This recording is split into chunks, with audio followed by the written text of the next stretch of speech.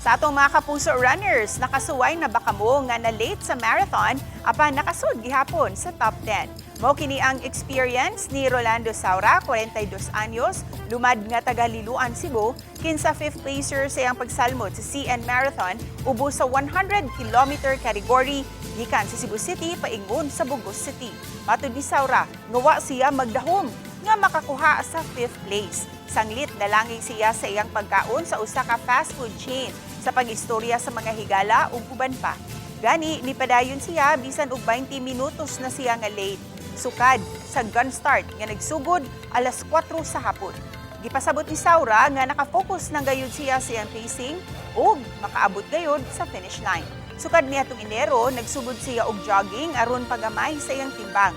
Hangtod nga nagka-interes siya sa pagsalmot og mga marathon. Ug ubay-ubay na usab ka mga ganti ang iyang nakabot.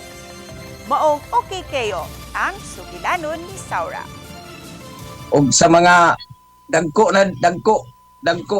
ug lawas aron makalikay ta sa delikado kay ron ang panahon, labi na natay mga inadlaw-adlaw nga gibuhat, kinahanglan kita mag-exercise kanang mga kanang high blood, nay mga arthritis, gamit kayo ni ato ang jogging